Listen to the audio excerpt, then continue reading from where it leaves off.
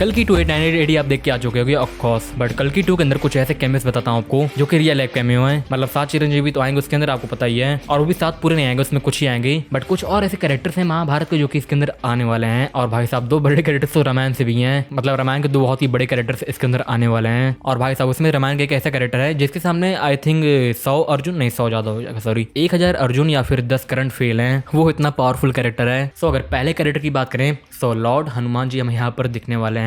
एक छवि तो हमें यहाँ पर लॉर्ड हनुमान जी की दिख गई, भले ही कहानी थ्रू दिखी लेकिन दिख गई, और अगले के अंदर हनुमान जी पक्का है। और कल की मूवी के अंदर भी हमें कहीं कहीं हनुमान जी दिखे हैं यहाँ पर मूर्ति के रूप में एंड उसके रूप में। अगले पार्ट में हनुमान जी क्लियर है 100%। अब पता नहीं इंसान के रूप में देखेंगे, लास्ट में अपना रूप लेंगे कि डायरेक्ट उसी वानर अवतार में आ जाएंगे, इसके लिए I am not pretty sure about it, but let's see what happened. अगला कैरेक्टर जो कि बहुत ही इंटरेस्टिंग है, बहुत ही अमेजिंग है, जो कि है भगवान परशुराम का character. And according to me भगवान परशुराम का रोल यहाँ पर दुलगढ़ सलमान कर सकते हैं। रुको अभी बताता हूँ, पूरा सुन के जाओ। यहाँ पर आपको दिखेगा कि कैप्टन यहाँ पर भैरव को बचपन में गोद ले लेते हैं एंड उसको सब कुछ सिखाते हैं, सारा ज्ञान देते हैं, फिर बाद में छोड़ देते हैं। और अगर आपको नहीं पता तो महाभारत के युग में भी भगवान परशुराम कर्ण को बहुत ज्यादा प्यार करते थे और उन्होंने इनको सारी शिक्षा दी है। सारा कर्ण के पास जो ताकत थी अर्जुन से भी ताकत पर वो क्यों है, क्योंकि उनके गुरु स्वयं भगवान परशुराम थे। लेकिन फिर बाद में भगवान परशुराम को उनके सूत पुत्र होने की जब पता चला कि वो सूत पुत्र हैं, तो फिर उन्होंने उनको छोड़ दिया, जैसे कि कैप्टन ने भैरव को छोड़ दिया था एंड परशुराम ने कर्ण को सब कुछ सिखाया। एंड यहाँ पर कैप्टन ने भैरव को सब कुछ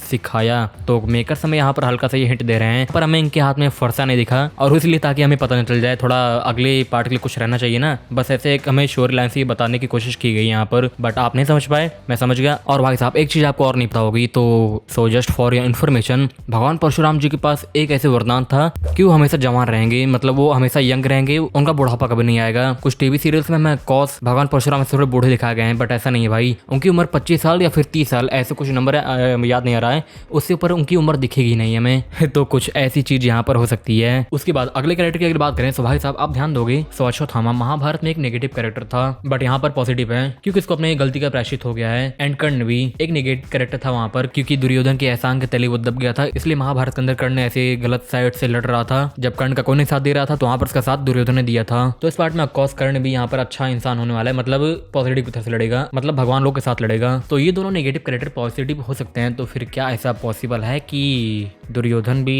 यहाँ पर आ सकता है? मतलब ऐसे मैं उम्मीद लग रहा हूँ, ये मेरी प्रेडिक्शन है कि यहाँ पर हमें दुर्योधन भी दे सकता है। कर्ण वहाँ नेगेटिव था, अश्वत्थामा वहाँ नेगेटिव था, यहाँ पॉजिटिव हो गया, तो दुर्योधन तो भाई वहाँ पर बहुत ही बड़ा नेगेटिव था, दुर्योधन का भी अच्छा नहीं था। तो शायद से हो सकता है भगवान उसको भी एक अवसर दें, उसको भी एक मौका दें सुधरने का, जैसे कि कर्ण एंड अश्वत्थामा को एक मौका मिला अपनी गलती को सुधारने का इतने बड़े पाप से। तो शायद से दुर्योधन एंड दुशासन भी हम यहाँ पर दिख सकते हैं, ऐसे कुछ चांसेस हैं। अगला कैरेक्टर विभीषण, अगर आपको नहीं पता तो चिरंजीवी के अंदर विभीषण भी है, जो राम जी के साथ लड़े थे ना, वही वाले रावण के भाई, विभीषण भी यहाँ पर हो सकते हैं। बट रामायण के एक ऐसा कैरेक्टर जो कि सबसे powerful, thousands of the Arjun and 10-20 कर्ण में उनके सामने कुछ नहीं है, इतना पावरफुल कैरेक्टर था वो, रियल लाइफ की बात करें। और भाई दुर्योधन से कंपेयर करें तब तो 1000 क्या 10,000 दुर्योधन में इसके सामने कुछ नहीं थे। The legendary villain, the main villain Ravan. परंतु जिस नाम की गूंज से तीनों लोग कांप उठते हैं वो नाम है रावण।